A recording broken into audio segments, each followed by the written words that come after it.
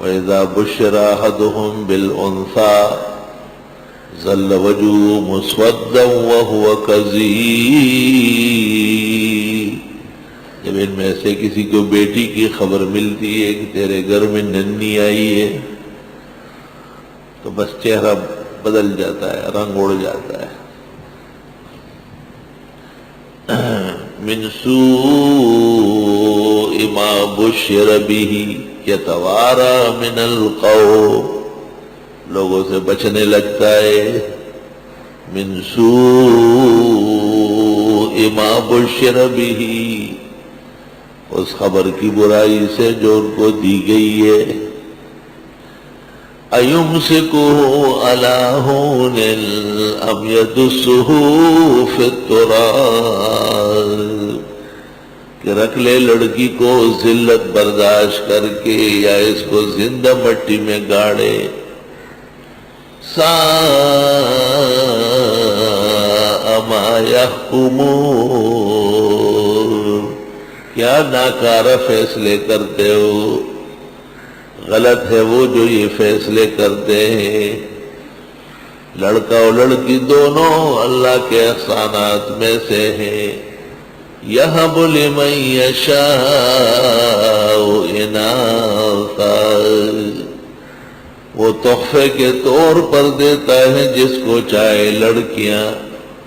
وَيَهَبُ لِمَن يَشَاءُ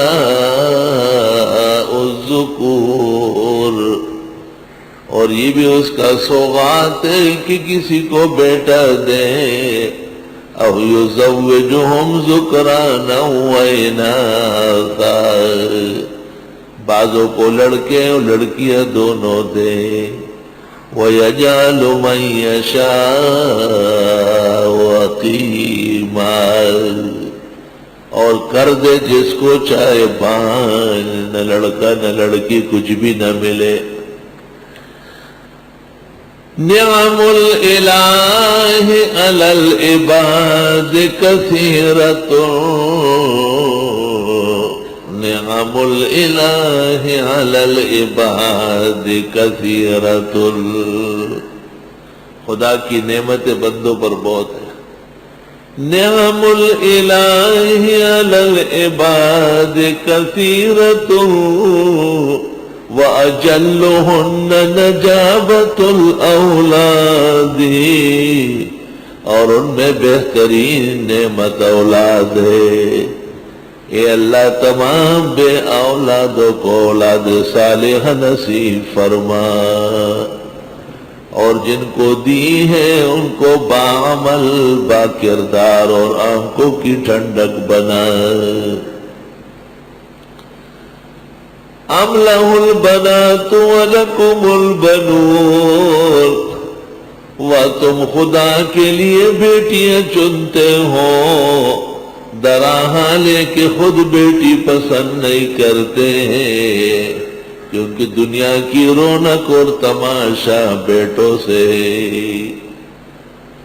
المال والبنون زینت الحیات الدنیا، دنیا کی رونق اور چہل پہل کے لیے مال اور بیٹوں کی ضرورت ہے، اس لیے خدا کی طرف بیٹیاں منسوب کرنا کتنی بے ادبی اور گستاخی ہے۔